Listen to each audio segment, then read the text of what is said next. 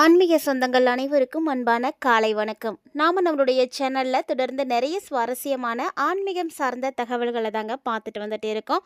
அந்த வரிசையில் இன்றைக்கி பதிவில் என்ன பார்க்க போகிறோம் அப்படின்னா, வரக்கூடிய அமாவாசையை பற்றின ஒரு சில சுவாரஸ்யமான தகவல்களையும், இந்த அமாவாசைக்கு அப்புறமா ஏற்படக்கூடிய கிரக மாற்றங்களானது மிதுன ராசி நேயர்களுக்கு என்ன மாதிரியான பலன்களை எல்லாம் ஏற்படுத்தி கொடுக்க இருக்குது அப்படின்றத பற்றியும் தான் தெளிவாக பார்த்து தெரிஞ்சுக்க போகிறோம்.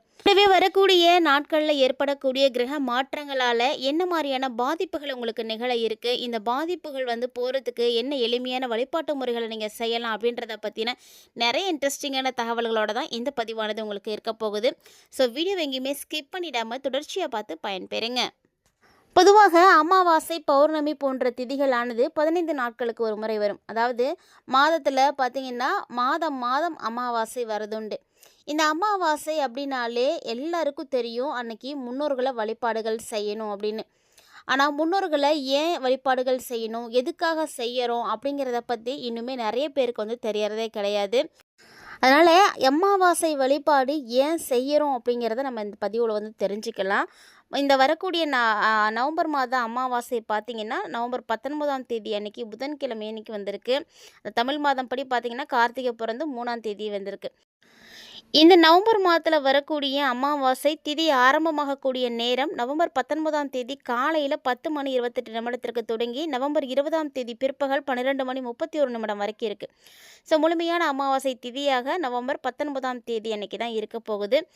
இந்த நாளில் நீங்கள் வழிபாடுகள் செய்கிறது ரொம்பவே நல்லது.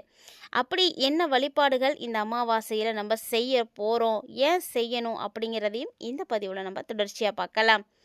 அமாவாசை அப்படின்னாலே நம்ம முன்னோர்களுக்கு தர்ப்பணம் கொடுக்கறது ரொம்ப முக்கியமானது. அதோடு அன்றைய தினத்தில் குலதெய்வ வழிபாடு, அம்மன் வழிபாடுகள் செய்கிறது, தான தர்ம காரியங்களில் ஈடுபடுறது, இதெல்லாம் பார்த்திங்கன்னா அமாவாசைக்கு இருக்கக்கூடிய ஒரு சிறப்பு அப்படின்னு சொல்லுவாங்க. அமாவாசையில் ஏன் இதெல்லாம் செய்யணும் அப்படின்னா, அதாவது பல்வேறு காரணங்களால் நம்ம விட்டு போயிருக்கக்கூடிய முன்னோர்களை வழிபாடுகள் செய்யறதுக்கான ஒரு அற்புதமான நாள் தான் இந்த அமாவாசை. அதாவது நம்முடைய தாத்தா பாட்டி பல முன்னோர்களுக்கு தவசம் கொடுப்பாங்க. இதில் முக்கியமாக ஒவ்வொரு அமாவாசையிலையும் கொடுக்க முடியாதவங்க வருடத்தில் வரக்கூடிய 3 முக்கிய அமாவாசைகளில் கொடுக்கறதுண்டு. அதாவது ஆடி அமாவாசை, தை அமாவாசை, புரட்டாசி அமாவாசைன்னு சொல்லக்கூடிய மகாலயபட்சம். இந்த நாளிலையாவது கண்டிப்பாக அவங்கள நம்ம சாந்தப்படுத்தியே ஆகணும். அதாவது அவங்களுடைய வசதிக்கு ஏற்ற மாதிரி நீங்கள் உங்களுடைய தகுதிக்கு ஏற்ற மாதிரி நீங்கள் செய்யணும். கண்டிப்பான தர்ப்பணம் கொடுத்தே ஆகணும். அதாவது நம்முடைய மூதாதையர்களை குறிக்கக்கூடிய சொல் தான் பித்ரு அப்படின்னு சொல்லுவாங்க. அவங்க அமாவாசை நாளில் தான் நம்ம வீட்டு வாசலில் நிற்பாங்க. ஸோ அவங்கள நம்ம கண்டிப்பாக வழிபாடுகள் செய்யணும். இது காலங்காலமாக இருந்து வரக்கூடிய ஒரு நம்பிக்கையும் கூட. அமாவாசைன்னா நம்முடைய வீட்டுக்கு முன்னோர்கள் வருவாங்க, அவங்களுக்காக தான் நம்ம அன்றைய தினத்தில் படையல் போட்டு பிடித்தமானதெல்லாம் செஞ்சு நம்ம வழிபாடுகள் செய்கிறோம். ஏன் அப்படின்னா அந்த தினத்தில் பித்திருக்களுக்கு பசியும் தாகமும் அதிகமாக இருக்கும் அப்படின்னு சாஸ்திரங்கள் எல்லாம் சொல்லுது. ஸோ அதை போக்கி அவங்கள நம்ம சந்தோஷப்படுத்தி அவங்க பசிதாகத்தை தீர்த்து நம்ம வழிபாடு செய்தோம் அப்படின்னா அந்த குடும்பத்துக்கு நீண்ட ஆயுள், அழியாத புகழ், உடல் வலிமை, செல்வம், ஆரோக்கியம் அப்படின்னு எல்லாத்தையுமே அவங்க கொடுப்பாங்க. ஸோ இந்த ஒரு காரணத்துக்காக தான் முன்னோர்களை அமாவாசையில் வழிபாடுகள் செய்தே ஆகணும் அப்படின்னு சொல்கிறது. ஸோ நீங்கள் இது வரைக்கும் முன்னோர்களுக்கு வழிபாடுகள் செய்யாமல் இருக்கீங்க அப்படின்னா மறக்காமல் இந்த அமாவாசையிலேருந்து செய்யுங்க. உங்களுடைய குடும்பம் கண்டிப்பாக நல்லாயிருக்கும். அதாவது நீங்கள் மட்டும் கிடையாதுங்க, உங்களுடைய சந்ததியினரும் சிறப்பாக இருக்கிறதுக்கு நீங்கள் உங்களுடைய கடமைகளை கண்டிப்பாக செய்தே ஆகணும். அமாவாசை தினத்தில் பித்திருக்களுக்கு நிறைய விஷயங்களை செய்து தான் வழிபாடுகள் செய்யணுமா அப்படின்லாம் கிடையாது. உங்களால் என்ன முடியுமோ அதை செய்யுங்க. முடிஞ்சால் அந்த நாளில் 4 பேருக்கு அன்னதானம் செய்யுங்க. பசியால் வாடக்கூடியவர்களுக்கு உங்களுடைய கைகளால் இந்த ஒரு விஷயத்தை செஞ்சீங்க அப்படின்னாவே போதும். கண்டிப்பாக எல்லா நன்மைகளும் சேரும். ஸோ இந்த ஒரு விஷயத்தை மட்டும் மறக்காமல் செய்து பாருங்கள். அமாவாசையை பற்றி நிறைய தகவல்களை நீங்கள் பார்த்துருப்பீங்கன்னு நினைக்கிறேன். இதுக்கப்புறமா எந்த ஒரு அமாவாசையுமே நீங்கள் மிஸ் பண்ண மாட்டீங்கன்னு நினைக்கிறேன். ஒருவேளை நீங்கள் அமாவாசையை நீ மிஸ் பண்ண மாட்டேன் அப்படின்னு நினைக்கிறீங்கன்னா மறக்காமல் வீடியோக்கு ஒரு லைக் பண்ணி காட்டுங்க. அமாவாசை வழிபாடுகளை பற்றி நம்ம இன்னும் அடுத்தடுத்த பதிவுகளில் நிறைய விஷயங்களை பார்க்கலாம். இப்போ அமாவாசைக்கு அப்புறமா ஏற்படக்கூடிய கிரக மாற்றங்களானது என்ன மாதிரியான பலன்களை மிதுன ராசி நேயர்களுக்கு கொடுக்க இருக்குது அப்படின்றதான் நம்ம பார்த்து தெரிஞ்சுக்க போகிறோம். வீடியோக்குள்ளே போகிறதுக்கு முன்னாடி நீங்கள் இன்னும் நம்ம சேனலை சப்ஸ்கிரைப் பண்ணாமல் இருக்கீங்க அப்படின்னா மறக்காமல் சேனலை சப்ஸ்கிரைப் பண்ணிக்கோங்க. கூடவே பக்கத்தில் இருக்கிற பெல் சிம்பிளையும் கிளிக் பண்ணிக்கோங்க. அப்போ தான் நாங்கள் போடக்கூடிய வீடியோக்கள் எல்லாமே உங்களுக்கு நோட்டிஃபிகேஷனை உடனுக்குடன் வந்தடையும். நீங்களும் பார்த்து பயன்பெறலாம். வாங்க வீடியோக்குள்ளே போகலாம். ராசி மண்டலத்தில் மூன்றாவதாக இருக்கக்கூடிய மிதுனம் ராசி நேயர்களுக்கு எப்போதுமே பொறுமையும் சகிப்புத்தன்மையும் ஓரளவுக்கு வந்து இருக்கும். ஸோ இதில் ஒரு சிலர் பார்த்தீங்கன்னா வித்தியாசப்பட்டிருக்கலாமே தவிர மற்றபடி மிதுன ராசி நேயர்கள் அனைவருமே வந்து பொறுமைசாலிகள் தான். அப்படிப்பட்ட உங்களுக்கு இந்த அமாவாசைக்கு அப்புறமா ஏற்படக்கூடிய மாற்றங்கள் எப்படி இருக்குது அப்படின்றத பார்க்க போகிறோம். அதாவது உங்களுடைய ராசிக்கு ராசி நாதன் பஞ்சமஸ்தானத்தில் அமர்ந்து லாபஸ்தானத்தை பார்வையிடுறாரு. ஸோ இது பார்த்தீங்கன்னா உங்களுக்கு ரொம்ப ரொம்ப நல்ல ஒரு பலன்களை வந்து கொடுக்கும். அதாவது உங்களுடைய தொழிலில் நீங்கள் முன்னேற்றத்தை வந்து பார்க்க போகிறீங்க அப்படின்னு தான் சொல்லணும். உங்களுடைய தொழில் ஸ்தானாதிபதியாக இருக்கக்கூடிய குரு பகவான் அதிசாரமாக தனஸ்தானத்தில் போய் அமர்ந்திருக்காரு. ஸோ இவருடைய இந்த ஒரு அமைப்பு உங்களுக்கு தொழில் ஸ்தானத்தை தான் பார்வையிடுது. அதனால் கண்டிப்பாக தொழில் வளம் ரொம்ப ரொம்ப நல்லா இருக்கும். மிதனராசி நேயர்கள் நீங்கள் என்ன தொழில் செய்துட்டு இருந்தாலுமே அந்த தொழிலுடைய வளர்ச்சி இந்த டைமில் உங்களுக்கு வந்து இருக்க போகுது. உங்களுடைய முயற்சிக்கு நல்ல ஒரு வளர்ச்சி வந்து கண்டிப்பாக வந்து கிடைக்கும் அப்படின்னே சொல்லலாம். 3வது இடத்துல கேது பகவான் இருக்கிறாரு. அதனால் உங்களுக்கு இப்போது மன வலிமையானது கிடைக்கும்.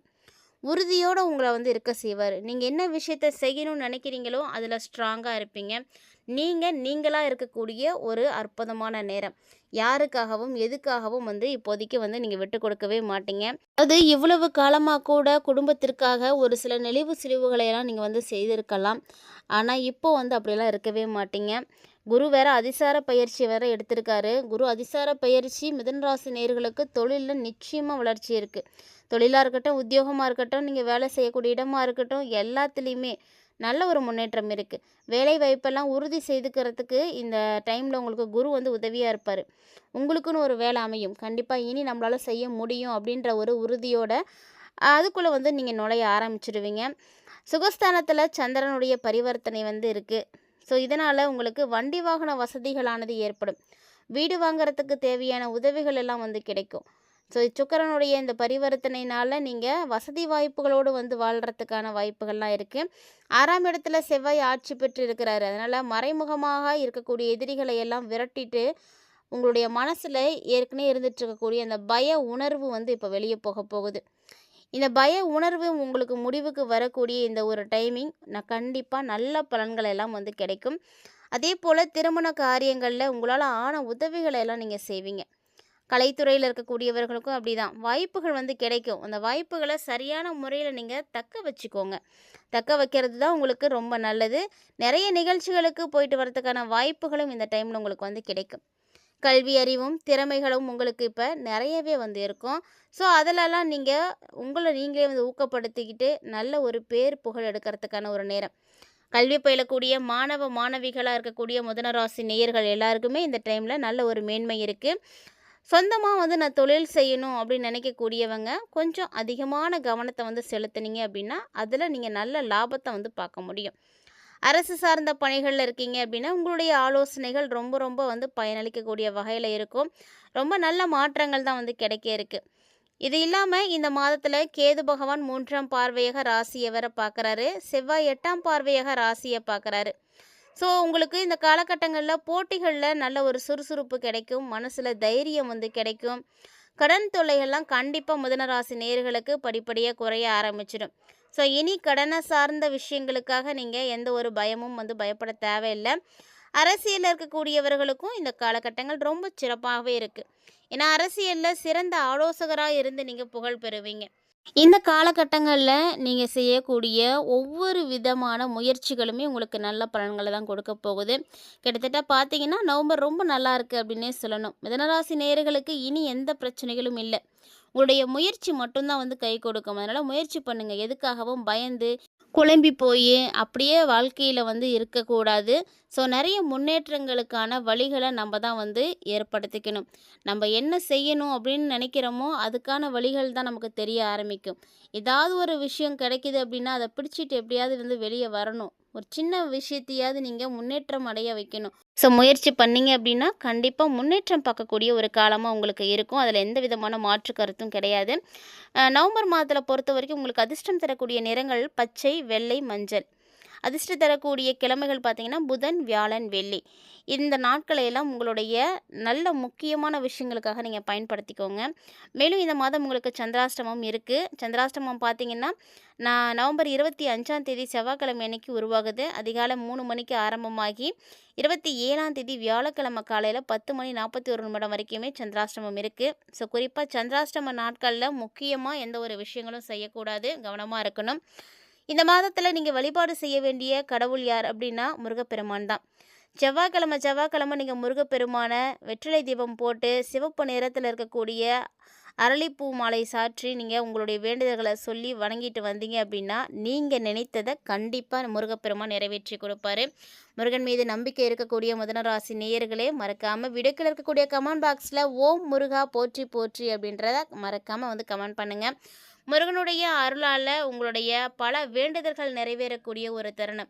நீங்கள் என்ன வேண்டுதல்கள் வைக்கிறீங்களோ அது கட்டாயமாக நடக்கும். நம்பிக்கையோடு இருங்க. இந்த வீடியோ உங்களுக்கு பிடிச்சிருந்தா லைக் பண்ணுங்கள், ஷேர் பண்ணுங்கள், மறக்காமல் கமெண்ட் பண்ணுங்கள். மேலும் இது போல் பல இன்ட்ரெஸ்டிங்கான தகவல்களை தொடர்ந்து பார்க்குறதுக்காக மறக்காமல் சேனலை சப்ஸ்கிரைப் பண்ணிவிட்டு ஃபாலோ பண்ணிக்கோங்க. மீண்டும் மற்றும் ஒரு சுவாரஸ்யமான தலைப்பில் சந்திக்கலாம்.